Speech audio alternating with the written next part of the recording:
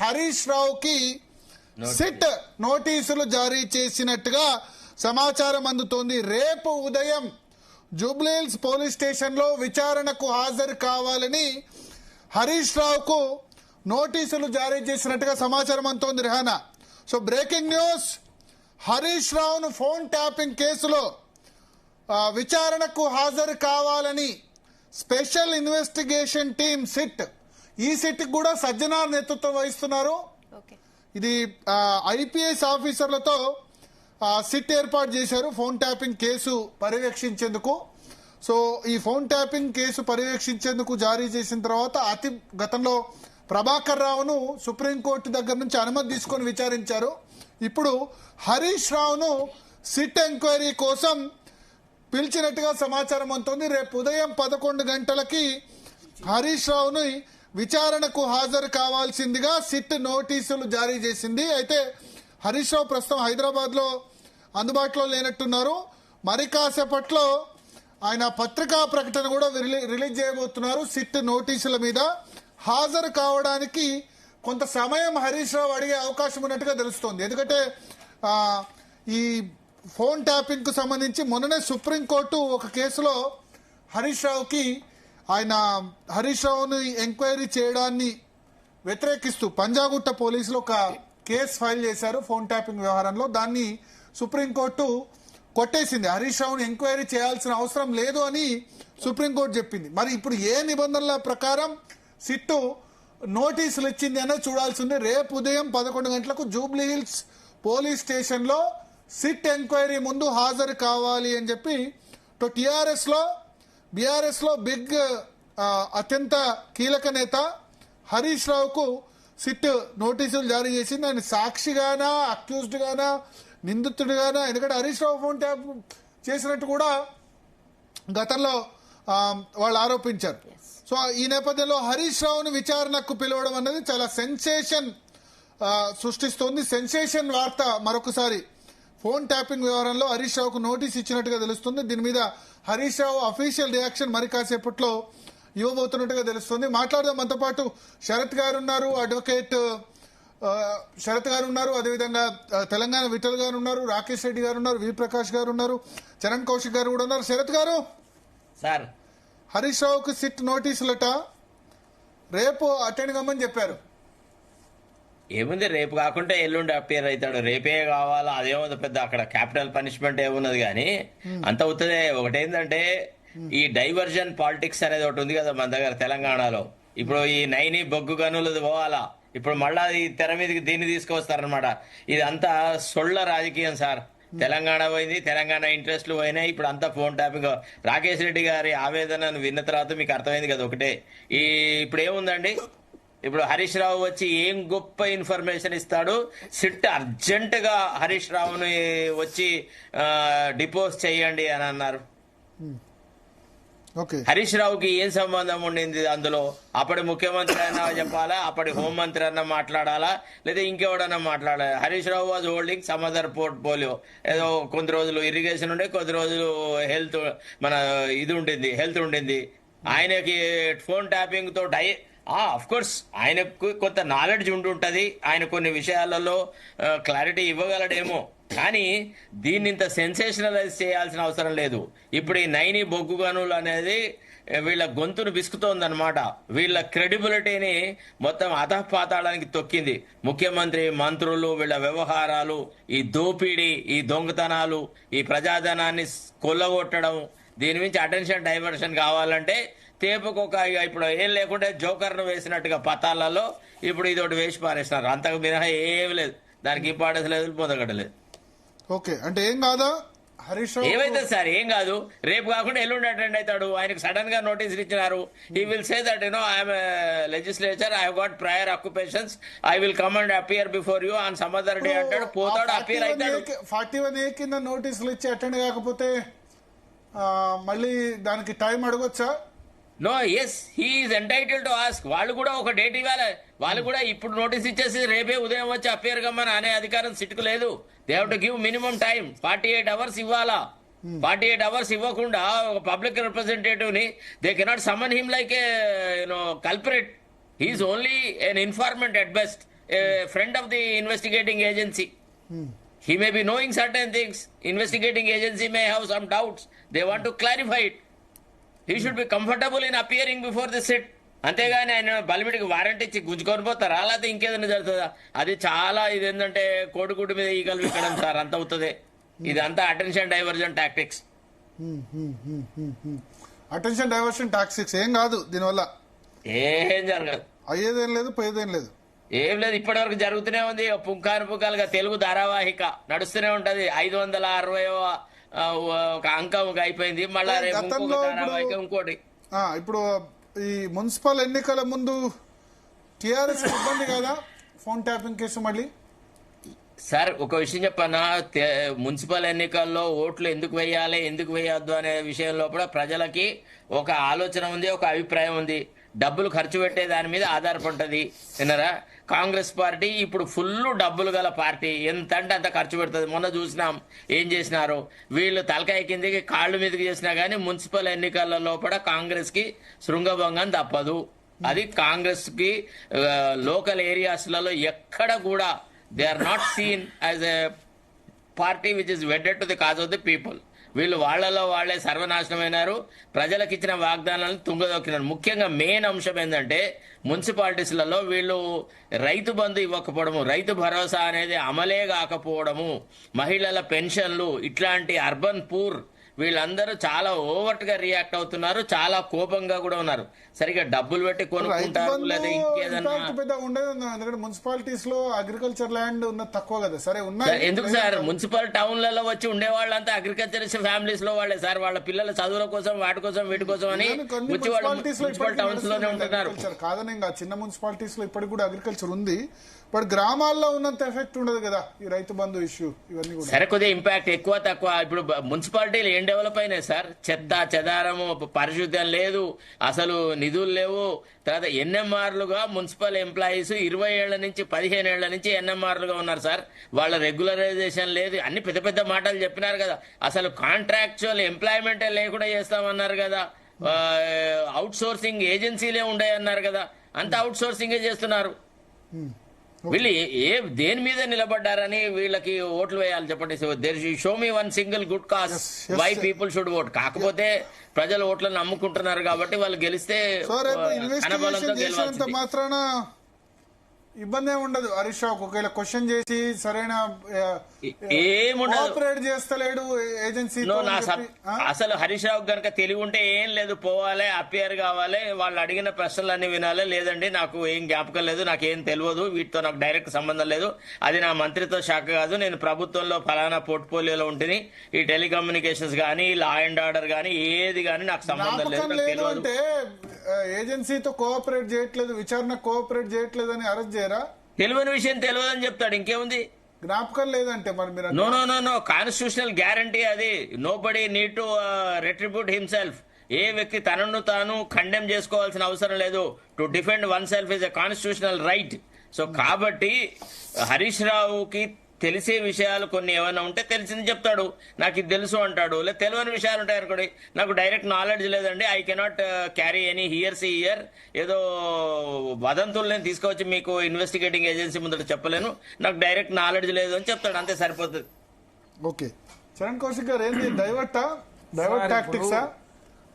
మీ మంత్రులు మీరు అందరు కొట్టుకుంటారంటే ఇప్పుడు హరీష్ రావు సిట్ నోటీసులు అనగానే మేము కూడా ఆ లైవ్ నుంచి దీనిలోకి వచ్చేసాం. లేదు సార్, డిస్కషన్ టాపిక్ చేంజ్ చేయాలన్నా. కల్వకుంట్ల కవిత గారు సెప్టెంబర్ 25, 2025 రోజే చాలా స్పష్టం వారే మాట్లాడారు. మా ఆయన ఫోన్ ట్యాపింగ్ జరిగింది, దానికి ప్రధానంగా హరీష్ రావు గారు, సంతోష్ రావు గారు, శ్రవణ్ రావు ముగ్గురు మా బంధువుల ఫోన్లు, మా ఫోన్లు, మా పిఏల ఫోన్లు ట్యాపింగ్ చేసిన దాన్ని కూడా మాట్లాడింది. అదే కాకుండా చాలా మంది మీద ఆరోపణలు ఉన్నాయి. ఆ ఫోన్ ట్యాపింగ్ సంబంధించి ఎవరికి కోపం ఉన్న వాళ్ళు, ఎవరి వ్యతిరేకంగా ఉన్న వాళ్ళు కావచ్చు, రాజకీయ నాయకులు కావచ్చు, లేకపోతే వ్యాపారులు కావచ్చు, లేకపోతే తెలంగాణ రాష్ట్రంలో ఎవరైతే ఇన్ఫ్లుయెన్స్ చేసే వాళ్ళంతా ఫోన్లు కూడా ట్యాపింగ్ జరిగాయని చెప్పేసి చాలా పెద్ద ఎత్తున ఆరోపణలు వచ్చినాయి. దానిలో భాగంగా పంజగుట్ట పోలీస్ స్టేషన్లో కేసు అయినటువంటి ఏదైతే చక్రాధర్ గౌడ్ విషయంలో మాత్రమే కోర్టు దాన్ని తిరస్కరించింది. ఇప్పుడు ప్రత్యేకంగా సిట్ ఏంటంటే సిట్ ఆల్రెడీ ఫోన్ ట్యాపింగ్ వ్యవహారానికి సంబంధించి కాబట్టి ఒక్కొక్కరు నోటీస్ తీస్తా ఉన్నారు. మొన్నటి వరకు ఏదైతే ప్రభాకర్ రావు గారు విదేశాల్లో ఉంటే కూడా తీసుకొచ్చిన పరిస్థితి మనం చూసినాం. ఇప్పటికే ప్రణీత్ రావు గారు కావచ్చు, భుజంగరావు గారు కావచ్చు, తిరుపతి ఆల్రెడీ జైలు పోయి వచ్చారు. అదే కాకుండా చాలా మంది నోటీసులు ఇచ్చారు. అదే కాకుండా నోటీసులకు సమాధానం చెప్తా ఉన్నారు. దానిలో భాగంగా సిట్టు తన పని దాన్ని చేసుకునే పోయే ప్రయత్నంలో మాత్రమే ఈ రోజు నోటీస్ ఇచ్చింది. దీనికి ఎలాంటి సంబంధం లేదు. అదే అనవసరంగా ప్రతిదాన్ని కాంగ్రెస్ పార్టీ ఏదైనా ఆరోపణలు లాగానే గతంలో కేసులకు సంబంధించిన నోటీసులు ఈ ఇష్యూని డైవర్ట్ చేయడం కోసం మాత్రమే నోటీస్ ఇచ్చారని చెప్పేసి మీడియా కావచ్చు, బీఆర్ఎస్ పార్టీ కావచ్చు పెద్ద ఎత్తున కాంగ్రెస్ పార్టీ మీద ప్రచారం చేసే ప్రయత్నం జరుగుతూ ఉంది. ఖచ్చితంగా దోషులు ఎవరైనా కూడా చర్యలు తీసుకునే ప్రయత్నంలో సిట్టు చాలా పారదర్శకంగా విచారణ జరుగుతూ ఉంది. దానిలో భాగంగా హరీష్ రావు గారు నోటీస్ ఇచ్చారు. వాళ్ళు పోరనే తర్వాత, ఎందుకంటే గతంలో వాళ్ళు కోర్టుకు పోయారు. ఏది శంకరాధర గౌడ్ సిద్దిపేటకు సంబంధించి వాళ్ళ ఫోన్ ట్యాపింగ్ జరిగిందని చెప్పేసి తను కొట్టేసింది సుప్రీంకోర్టు. ఇది వేరు సార్, ఇది మొత్తం ఎంటైర్ బీఆర్ఎస్ పార్టీలో 2014 నుంచి 23 వరకు ఏదైతే ఫోన్ ట్యాపింగ్ జరిగిందని చెప్పేసి ఎవరైతే కంప్లైంట్ ఇచ్చారో, ఎవరైతే ఆధారాలు సమర్పించారో, ఎవరినైతే ఇప్పటివరకు విచారణకు పిలిచిరో వాళ్ళు ఇచ్చిన ఆధారంగా మాత్రమే ఇక్కడ ఇంకా చాలా మందిని పిలుస్తామని చెప్పేసి ఆల్రెడీ చిట్టాధికారులు కూడా మీడియా ముఖంగా ప్రకటించారు. కాబట్టి ఈ రోజు హరీష్ రావు గారికి ఇచ్చారు. దానికి సింగరేణిలో సంబంధించిన వారానికి సంబంధం లేదు. బీఆర్ఎస్ ప్రభుత్వం కూడా చాలా సీట్లు ఏర్పాటు చేశారు. బీఆర్ఎస్ ప్రభుత్వం కూడా చాలా టెండర్లు రద్దయినాయి. అవన్నీ కూడా మరి బీఆర్ఎస్ పార్టీలో అప్పుడు మాత్రం కరెక్ట్, ఇప్పుడు మాత్రం కాంగ్రెస్ పార్టీ చేసింది తప్పని చెప్తే ఎట్లా? జస్ట్ ఆరోపణగానే రద్దు చేసినదే కాంగ్రెస్ పార్టీ మంచి చేసిందని చెప్పి భావించారు కదా. కాళేశ్వరంలో అన్నాడు టెండర్లు సమైక్య రాష్ట్రంలో ఉన్నటువంటి టెండర్లు రద్దు చేసి కాళేశ్వరం పేరు మీద మళ్ళీ అంచనాలు పెంచి పిలిచిరు. పాలమూరు రంగారెడ్డి సంబంధించి అప్పట్లో సమైక్య రాష్ట్రం టెండర్ రద్దు చేసి మళ్ళీ పిలిచారు. అంచనాలు పెంచారు కూడా. 35,000 కోట్లది దాదాపు 53,000 కోట్ల పోయింది. తర్వాత ఇప్పుడు 88,000 కోట్లు అయితే అంటా ఉన్నారు. తర్వాత ఏదైతే తుమ్మిడేటి దగ్గర కట్టాల్సిన ప్రాజెక్ట్ ఇది, అది 33,000 కోట్లు, అప్పటికే 10,000 కోట్లు ఖర్చు పెట్టారు. తర్వాత టెండర్ రద్దు చేసి 8,000 కోట్ల నుంచి 1,00,000 కోట్లకు అంచనాలు పెరిగింది చూసినాం. కాబట్టి ప్రతిదాన్ని రాజకీయ కోణంలో చూడాల్సిన అవసరం లేదు. కాంగ్రెస్ ప్రభుత్వంలో ఎక్కడ అవినీతి అనేది తావే లేదు. కాకపోతే మీడియాకు కావచ్చు, సోషల్ మీడియాకు కావచ్చు, ప్రజలకు స్వేచ్ఛ ఉంది కాబట్టి కాంగ్రెస్ ప్రభుత్వంలో కొంత ఎక్కువ సీరియల్ అయోధ్య మీరా కేసు వీక్లీ సీరియల్ లాగా నడుస్తుంది సార్. అయోధ్య మీరా కేసు 19 సంవత్సరాలు నడిచింది. అయోధ్య మీరా లల్లు ప్రసాద్ గారి కేసు ఎప్పటి నుంచి సార్? జగన్మోహన్ రెడ్డి గారు లల్లు ప్రసాద్ కన్విక్టెడ్ అయ్యారు. లేదు సార్, జగన్మోహన్ రెడ్డి గారి కేసు మీరు చెప్పండి. శిక్ష చార్జ్ షీట్ ఫైల్ అయింది కదా, చార్జ్ షీట్ ఫైల్ సార్. ఇప్పుడు మేము డిఓపిటికి అనుమతి అన్నాం అరవింద్ కుమార్ గారికి సంబంధించి. ప్రధానమంత్రి గారు ఇప్పుడు డిఓపిటి అనుమతి ఇవ్వలే. అది ఫార్ములా ఉంది కదా. అదే సార్, మరి ఒక్కోటే కదా. ఇవన్నీ ఎట్లుంటాయి? డిఓపిటి అనుమతి మళ్ళీ స్టార్ట్ చేస్తే ఇది ఇచ్చారని అంటే అదే గవర్నర్ గారు అనుమతి కోరిన కేటీఆర్ గారు విచారిస్తామని వాడు 3 నెలలు టైం తీసుకురు. ఇప్పుడు అరవింద్ కుమార్ డిఓపిటి అనుమతి వస్తే ఇద్దరు కలిసి దానికి సంబంధించి ఛార్జ్ షీట్ దాఖలు చేయాలి. రకరకాల సమస్యలు ఉన్నాయి. ఇంకోటి డైనింగ్ టేబుల్ కూర్చొని వీళ్ళని అరెస్ట్ చేయండి, వాళ్ళని అరెస్ట్ చేయండి, వీళ్ళని విచారణ చేయాలనే ఉద్దేశం కాంగ్రెస్ ప్రభుత్వం లేదు. ఖచ్చితంగా విచారణ సంస్థ పూర్తిస్థాయి అధికారాలు ఇచ్చారు, పూర్తిస్థాయి పవర్స్ ఇచ్చారు.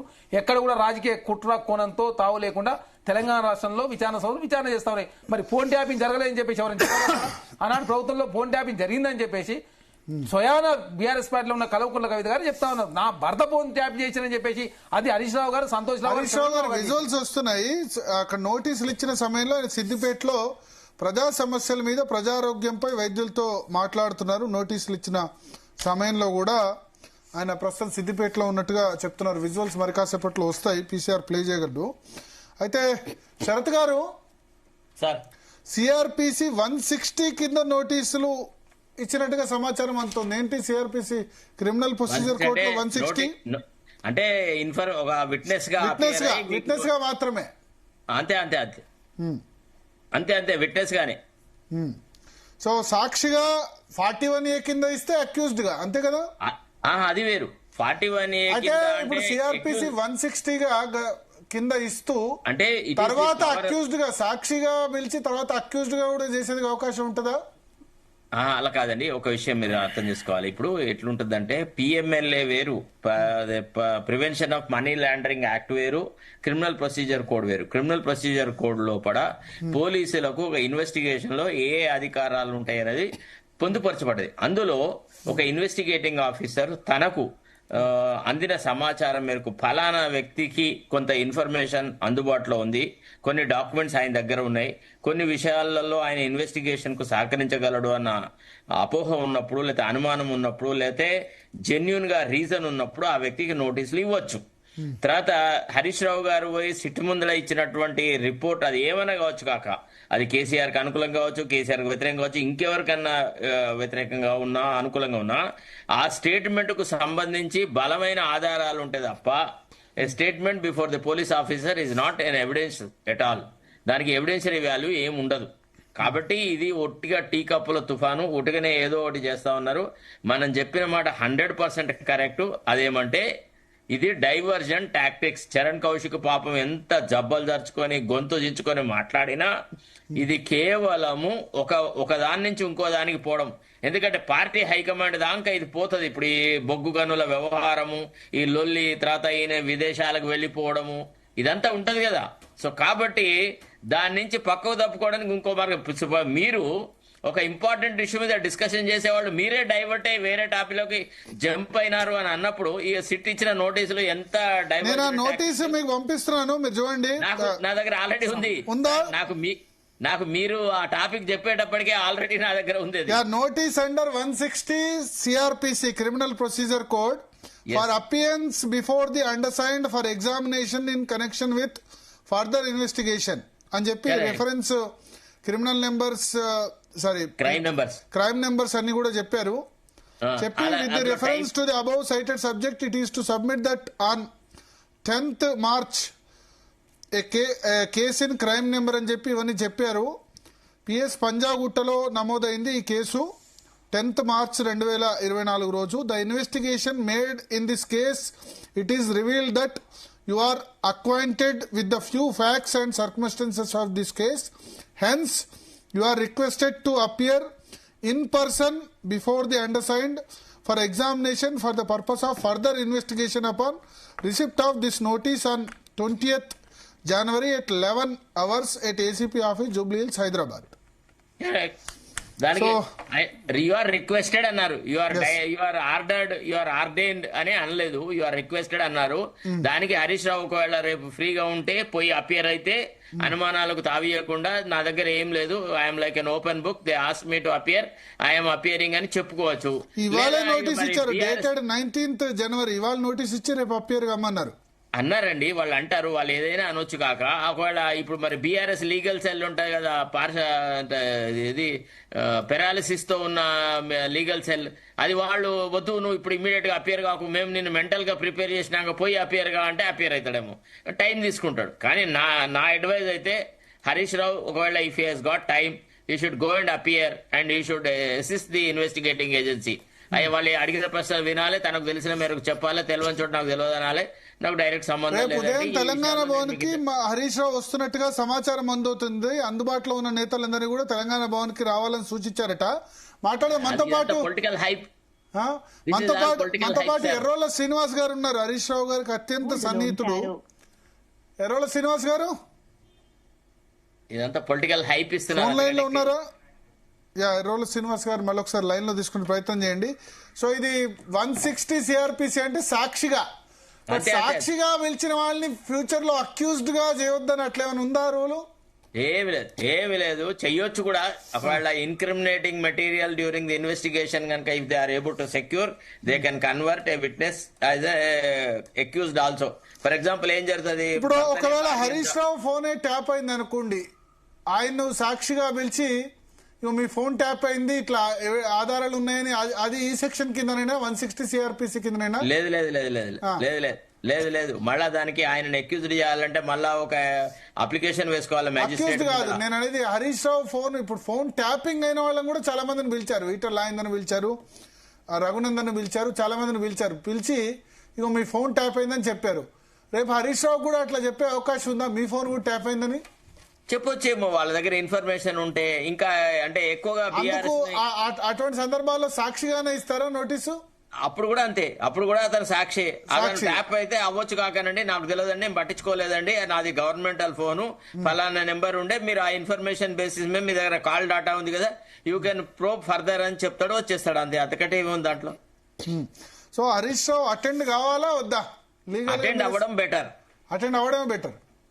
My advice. అటెండ్ కాకుండా నష్టం ఏం లేదన్నారు. ఏమి నష్టమేం లేదు. కానీ ఎందుకు అనుమానాలకు తావియాలండి? ప్రజా జీవితంలో అయినంత ఇన్వెస్టిగేటింగ్ ఏజెన్సీకి సహకరించాలండి. పివి నరసింహ లాంటి వాళ్ళు అపియర్ అయినారు, ఎంతమంది చిదంబరం, ఎంతమంది అపియర్ కాలేదు ఇన్వెస్టిగేటింగ్ ఏజెన్సీస్ ముందడ. అపియర్ అయి తను ఏం చెప్పదలుచుకున్నాడో చెప్పాలా. తప్పించుకొని పోవడం అనేది పాలిటిక్స్ లో ఉపయోగపడదండి. తప్పించుకున్న వాళ్ళందరూ నేరస్తులుగానే నిరూపించబడతారు.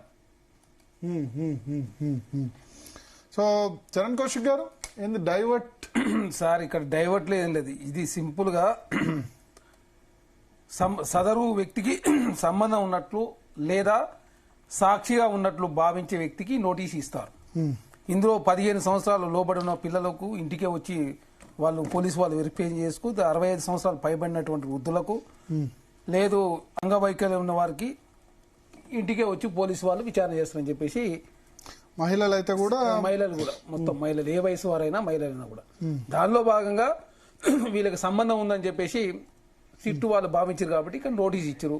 దీనికి ఒకసారి ఎర్రోళ్ల శ్రీనివాస్ గారు జాయిన్ అవుతున్నారు బీఆర్ఎస్ నుంచి, హరీష్ రావుకు అత్యంత సన్నిహితులు. ఎర్రోళ్ల శ్రీనివాస్ గారు నమస్తే అండి. నమస్తే. హరీష్ రావు గారికి నోటీస్ వచ్చింది, ఏంది అటెండ్ అవుతారా లేదా? మీ రియాక్షన్ ఏంటి? సాక్షిగా పిలిచారని చెప్తున్నారు సెక్షన్ 160 సిఆర్పిసి కింద. ఇప్పుడు కాంగ్రెస్ పార్టీని నిలదీస్తున్నందుకు, కాంగ్రెస్ పార్టీ ఇచ్చినటువంటి హామీలను నిలదీస్తున్నందుకు, కాంగ్రెస్ పార్టీ ఇచ్చిన 6 గ్యారెంటీలు అమలైతే లేవని నిలదీస్తున్నందుకు, 2 లక్షల రూపాయల రుణమాఫీ చేస్తామని ఎగ్గబెట్టినందుకు, అడిగినందుకు, ఇట్లా అనేక అంశాలు, 420 హామీలు, 13 డిక్లరేషన్లు, 6 గ్యారెంటీల మీద నిలదీస్తున్నందుకు, హైడ్రా పేరు మీద పేదల ఇండ్లు కూలగొడుతుందని అడిగినందుకు, మూసీ నది పేరిట మీరు సాగు చేస్తామని చెప్పేసి పేదల ఇండ్లు కూలగొడుతున్న అడిగినందుకు అడుగడిగిన అక్రమంగా కేసులు పెట్టి నిర్బంధించడం ఈ ప్రభుత్వానికి కొత్త కాదు. దాంట్లో భాగంగానే కాళేశ్వరం కమిషన్ వేసిండ్రు, దాంట్లో భాగంగానే ఫోన్ ట్యాపింగ్ అని పెట్టి రకరకాలుగా ఏదో రకంగా పర్సనల్ గా డ్యామేజ్ చేయడానికి ఈ పార్టీలో ఉన్నటువంటి ఇటు కేటీఆర్ గారిని, కేసీఆర్ గారిని, హరీష్ రావు గారిని ఉద్దేశపూర్వకంగా ఈ ప్రభుత్వము రకరకాల కేసులు పెట్టి ఇన్ని కేసులు పెట్టినా కూడా ప్రశ్నించడము, వీళ్ళ బండారం బయట పెడుతున్నందుకు ప్రభుత్వం హార్డ్ డిస్క్ ధ్వంసం, ప్రణీత్ రావు, రాధాకిషన్ రావు ఇవన్నీ అంతా ఉట్టిదేనా? ఇప్పుడు మేమేమంటున్నాము, అది విచారణ చేయాల్సి వస్తే పొలిటికల్ లీడర్ చేస్తుందా? విచారణ చేయాల్సి వస్తే పోలీస్ అధికారులు పోలీస్ అధికారులు వీళ్ళ హస్తం ఉందని చెప్తే హరీష్ రావు హస్తం ఉంది. నేనేమంటున్నా, ఏ పొలిటికల్ లీడర్ చెప్పినట్టు పోలీస్ ఆఫీసర్, పోలీస్ విభాగానికి ఒక వింగ్ ఉంటుంది, దాని ప్రకారం చేస్తారు. ఈ మా గవర్నమెంట్ లో చేసినటువంటి డీజీపీని తీసుకుపోయి నువ్వు పబ్లిక్ కమిషన్ చైర్మన్ చేసుకున్నావు కదా, వాళ్ళని విచారణ చేయి. ఈ ప్రభుత్వానికి చిత్తశుద్ధి ఉంటే సుప్రీంకోర్టు ఒక పక్క హైకోర్టులో ఈ ఫోన్ ట్యాపింగ్ కేసులో కేసు కొట్టివేస్తున్నామని సుప్రీంకోర్టు, హైకోర్టు కొట్టివేసినాక ఇలా నైనీ కోల్ మైన్స్ కింద ఈ రాష్ట్ర ప్రభుత్వంలో ఉన్నటువంటి మంత్రులు, ఈ ముఖ్యమంత్రి అందరూ అవినీతి జరిగిందని చెప్పిన వెంటనే 6 గంటలు కాకముందే నోటీసులు ఇచ్చిందంటే ఇంతకంటే కక్ష కట్టి చేసేటువంటి ప్రభుత్వం ఏమైనా ఉంటుందా? క్లియర్ గా కనబడుతుంది కదా. ప్రభుత్వము బండారం బయట పెడుతున్నందుకే కేవలం హరీష్ రావు గారి పైన ఉద్దేశపూర్వకంగా ఇలా రేపు సిట్కి రమ్మని, ఆ విచారణకు రమ్మని చెప్పింది. అంతకు మించిన ఇంకేం లేదు. ఇది ప్రజలందరూ చూస్తుండ్రు, ప్రజలందరూ వింటుండ్రు. ఈ ప్రభుత్వం చేస్తున్నటువంటి అవినీతి దందా, రియల్ ఎస్టేట్ దందా, కమిషన్ల దందా, కాంట్రాక్టర్ల దందా, ఎక్కడికక్కడ మంత్రులందరూ విచ్చలవిడిగా ఇప్పుడు రేపు అటెండ్ అవుతున్నారా లేదా చేసుకుంటున్నటువంటి పంపకాలన్నీ ప్రజలు వింటుండ్రు. ప్రజల పక్షాన మాట్లాడుతున్నందుకు, మేము ప్రజల పక్షాన నిలబడి కొట్లాడుతున్నందుకు ఇలా మీరు రకరకాల కేసులు పెట్టిండ్రు. కేసులు కొత్తనా మాకు? ఈ ఉద్యమంలో 10 సంవత్సరాల ఉద్యమంలో అనేక కేసులు ఎదుర్కొన్నాం, అనేక కేసులతో మేము జైలుకు పోయినాం. కొట్లాడి తెచ్చుకున్నటువంటి తెలంగాణ భయపడి ఎక్కడదండి? ఇలా సిట్ వేసుకో, రిట్ వేసుకో, కమిషన్లు వేసినో, ఎంక్వైరీలు వేసినో, ఇంకేమన్నాయి? డెఫినెట్ గా ఒక ఉద్యమకారుడిగా ఖచ్చితంగా కేసులు ఎదుర్కొంటాం, మేము కొట్లాడతాం. మీ ప్రభుత్వం ఉద్దేశపూర్వకంగా పెట్టేటువంటి కేసులకు భయపడి పడిపోతామా? మేము దొంగతనం చేసినామా? నోటు కోటుకు దొరికిన వాళ్ళమా? మేము భయపడదాం అనుకుంటుండ్రా ఈ ప్రభుత్వం కేసులు వేస్తే? అటెండ్ అవుతున్నారా? ఏమంటున్నా, అటెండ్ అవుతామా కాదా మన నాయకుడు ఆలోచించి చెప్తాం, అది వేరే విషయం. డెఫినెట్ గా అటెండ్ అవుతాం, ఎందుకు పారిపోయేటోళ్ళం కాదు కదా. డెఫినెట్ గా అటెండ్ అవుతాం. ఈ ప్రభుత్వం చేస్తున్నటువంటి బండారాన్ని బయట పెట్టుడే. సిద్దిపేట నుంచి హైదరాబాద్ బయలుదేరినారు హరీష్ రావు అని సమాచారం వస్తుంది. ఎందుకు రారండి? హరీష్ రావు గారు సిద్దిపేట నియోజకవర్గం, హరీష్ రావు గారు ఇల్లు నివాసం హైదరాబాద్. ఎందుకు రాడు? ఇలా సిట్టేసిన అనగానే మేము సీక్రెట్ గా పోయి దాచుకుంటామా? ఇలా మీరు పిలిచిన అనగానే పోయి మేము ఫోన్ బంద్ చేసి పెట్టుకుని పండుకుంటామా? అరే, సమాఖ్య రాష్ట్రంలో ఉద్యమంలో మంచి మంచి రాజశేఖర్ రెడ్డి, చంద్రబాబు నాయుడులను ఎదుర్కొని కొట్లాడినాం. వీళ్ళెంత, వీళ్ళ కథ ఎంత? భయపడేటోళ్ళమా? ఈ టిఆర్ఎస్ పార్టీ స్పిరిటే ఫైటింగ్ స్పిరిట్, ఉద్యమ స్పిరిట్. భయపడేటోళ్ళం అంటున్నా. మేము భయపడి ఉంటే, మేము భయపడి కేసులకు భయపడి అక్రమంగా జైళ్లకు భయపడి ఉంటే ఆనాడు భరత్ గారు తెలంగాణ వచ్చేదా? మీకు తెలియదా? ఢిల్లీలో మీరు చూడలేదా? ఆ గల్లీలో మా పోరాటం మీరు చూడలేదా? మేము పోరాటం చేసింది ఆంధ్ర వలస ప్రాంత నాయకుల మీద. కేసు మీరు హైకోర్టులో, సుప్రీంకోర్టులో హరీష్ రావు గారు వేసినట్టున్నారు కదా ఈ ఫోన్ ట్యాపింగ్ దాని గురించి. హైకోర్టులు వేసిండ్రు. హైకోర్టులు వేస్తే వాళ్ళు సుప్రీంకోర్టుకు పోయిండ్రు. సుప్రీంకోర్టులో మళ్ళీ ఇంకోసారి దీని మీద విచారణ చేపట్టమని క్లియర్ గా కేసు కొట్టేసింది. కొట్టేసిన తర్వాత మళ్ళీ అలా సాక్ష్యం చక్రధర్ గౌడ్ వేసిన కేసు అది. ఇప్పుడు ప్రభుత్వము చక్రగౌడును ఎంకరేజ్ చేసింది కాంగ్రెస్ పార్టీ. ఉద్దేశపూర్వకంగా హరీష్ రావు గారు ఆనాడు 6 గ్యారంటీలు, 420 హామీలు. చక్రధర్ గౌడ్ లేనట్టున్నారు కదా ఇప్పుడు కాంగ్రెస్ పార్టీ లేనట్టున్నారు కదా. వినండి భరత్ గారు, ఒక మాట చెప్తా. చక్రగౌడు 2 పేజీల కంప్లైంట్ ఇస్తే మీరు నమ్మరు.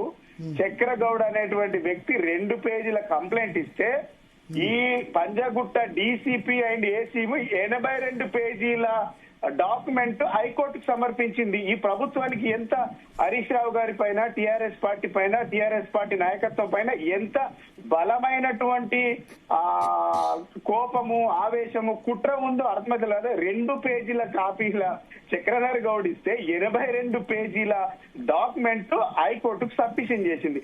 ఇక్కడ కొట్టేస్తే సుప్రీంకోర్టుకు పోయింది. వీళ్ళ కక్షపూరితమైనటువంటి బుద్ధి బయటపడట్లేదా? ఇంతకంటే ఆధారం ఏం చెప్పాలి చెప్పండి? అంటే ఇది ప్రభుత్వం చేస్తున్నటువంటి అరాచకాలను ప్రశ్నిస్తున్నందుకు. ఇలా నైని బ్లాక్ ల, నైని కోల్ మైన్ లో ఇలా అవినీతి జరిగింది అనగానే ఇలా మీరు ఇమ్మీడియట్ గా సిట్ పిలిచేసిండ్రు కదా. రవాణా శాఖలో స్మార్ట్ కార్డుల స్కామ్ జరిగిందని అడిగినాం. ఫ్లై యాష్ రవాణాలో స్కామ్ జరిగిందని అడిగినాం. హెచ్ఎండిఏ జీపీ లేఅవుట్ లో స్కామ్ జరిగిందని అడిగిండు. హెచ్ఎండిఏ లేక్ క్లీనింగ్ లో స్కామ్ జరిగిందని అడిగినందుకు కేసు పెట్టిండు. అడిగిండు, అందుకే ఇలా కేసు పెట్టిండు. కాంగ్రెస్ ప్రతి ఉన్నారు చరణ్ కౌశిక్ గారు. సార్ ఇక్కడ ఇవన్నీ అడిగినందుకైనా రుణమాఫీ అడిగినందుకు డెఫినెట్ గా అండి, డెఫినెట్ గా అడుగుతున్నందుకు ఇలా మంత్రులు అనుకుంటుండ్రు కదా, పర్సెంటేజ్ అనుకుంటుండ్రు. ప్రజల సమస్యలు పట్టించుకుంటలేరండి. ప్రజల సమస్యలు పట్టించుకోకుండా కమిషన్లు, టెండర్లు, మళ్ళా గవర్నమెంట్ వస్తుందో లేదో అని ఇలా టెండర్లలో కమిషన్ల వాటలు పంచుకోవడానికి తండుకుంటుండ్రు. ఈ తండుకుంటున్న తతంగాన్ని మా పార్టీ నాయకులు ప్రశ్నిస్తున్నందుకు కేసులు పెడుతున్నారు. దీంట్లోకి ఇంకా బ్రహ్మ పదార్థం లేదు, బ్రహ్మ విద్య లేదు. దీన్ని ప్రజలకు తెలియని విషయం లేదు. సార్ ఇప్పుడు విచారణ సంస్థ చాలా మందిని విచారించింది. వీరొక్కరే కాదు, రాధాకిషన్ రావు గారు, ప్రణీత్ రావు గారు కావచ్చు, తిరుపతి అన్న కావచ్చు, భుజంగరావు గారు కావచ్చు, అరే మా గాంధీ భవన్ లాస్ట్ మా సిపిఆర్ఓ హరిప్రసాద్ గారిని కూడా విచారించింది. ఒక్కరు కాదు, చాలా మంది. ఆనాడు ఉద్దేశంలో సాక్షిగా పిలిచారు కాబట్టి సాక్షిగా ఆయన ఫోన్ ట్యాప్ అయిందని చెప్తారు. సంబంధం ఉన్న వ్యక్తిని ఆర్ సాక్షిని 2 ఇచ్చారు అక్కడ. 160 సిఆర్పి కింద ఉన్నది. సంబంధం ఉందన్న కావచ్చు, లేకపోతే ఇది. అదే కాకుండా ఇప్పుడు హైకోర్టు దాన్ని సుప్రీంకోర్టు, హైకోర్టు ఉన్న కేసు విషయంలో సుప్రీంకోర్టు కొట్టేసింది. తర్వాత చక్రధర్ గౌడ్ కేసు తర్వాత కల్లకుంట్ల గైడ్ గారు గురించి చెప్పింది కదా, ఆమె చెప్పింది. ఇక్కడ కల్లకుంట్ల గైడ్ గారు కూడా చెప్పింది ఫోన్ ట్యాపింగ్ లో హరీష్ రావు గారు, శ్రవణ్ రావు గారు, సంతోష్ రావు గారు ఉన్నారు కాబట్టి ఆ దిశ విచారణ చేసి చెప్పారు. దానిలో భాగంగా సిట్టు చాలా మందికి ఇచ్చినారు. దానిలో హరీష్ రావు గారు ఒకరు. దానికి కాంగ్రెస్ పార్టీ రాజకీయ కక్ష, కుట్ర ఏదో కాంగ్రెస్ పార్టీ ప్రశ్నించాలని మేము కోరుకుంటాం. అసలు మీ సమావేశాలు రావాలని చెప్పి కోరుకుంటాం. అన్ని విషయాల మీద చర్చ జరగాలని కాంగ్రెస్ పార్టీ కోరుకుంటాం. వాళ్ళలాగా మేము నిర్బంధాలతో కూడిన తెలంగాణ ఉండాలి, మమ్మల్ని ఎవరు ప్రశ్నించొద్దు, మేము మాట్లాడింది వేదం కావాలని చెప్పి కాంగ్రెస్ పార్టీ కోరుకోదు. ఎప్పుడు కూడా డిస్కషన్ ద్వారా ప్రజాస్వామ్య మెరుగైనటువంటి అదేవిధంగా పరిపాలన అందించే ప్రయత్నంలో కాంగ్రెస్ పార్టీ ముందు ఉంటుంది. అక్రమ కేసులకు తెలంగాణ రాష్ట్రంలో తావు. చరణ్ కౌశిక్ గారు, శరత్ గారు, ఎర్రోళ్ల శ్రీనివాస్ గారు, అందరికీ ధన్యవాదాలు. అదేవిధంగా ఇంతకుముందు జాయిన్ అయిన తెలంగాణ విఠల్ గారికి, రాకేష్ రెడ్డి గారికి, క్రిషాంక్ గారికి, వి ప్రకాష్ గారికి అందరు కూడా ధన్యవాదాలు. సో రెహానా, రేపు ఉదయం 11 గంటలకి విచారణకు సిట్ పిలిచింది. సిద్దిపేటలో ఉన్నారు హరీష్ రావు, కొద్దిసేపటి క్రితం స్టార్ట్ కూడా అయినారు. ఆ నోటీస్ కూడా మనం చూడొచ్చు. సాక్షిగా పిలిచారు. 160 సిఆర్పిసి అంటే క్రిమినల్ ప్రొసీజర్ కోడ్ కింద ఆయన విచారణకు పిలిచారు. విచారణకు పిలవచ్చు. అటెండ్ అయితే ఏమి ఇబ్బంది లేదు చెప్పొచ్చు అని లీగల్ ఎక్స్పర్ట్ శరత్ గారు కొద్దిసేపటి క్రితం అడ్వకేట్ శరత్ గారు కూడా చెప్పారు. ఏం జరుగుతుందన్న చూద్దాం. మనమైతే మినిట్ టు మినిట్ కవరేజ్ అయితే రేపైతే హరీష్ రావు విచారణకు సంబంధించి ఫోన్ ట్యాపింగ్ కేసులో అయితే అందిస్తాం. బీఆర్ఎస్ అయితే ఇది డైవర్షన్ డ్రామా అంటుంటే వాళ్ళు చాలా తప్పులు చేశారు, తప్పు చేసినప్పుడు ఎందుకు నోటీస్ ఇవ్వద్దు, ఎందుకు క్వశ్చన్ చేయొద్దని కాంగ్రెస్ పార్టీ అంటుంది. ఏం జరుగుతుందన్న చూద్దాం. Okay Bharat, thanks for the analysis. So ఇది వాళ్ళ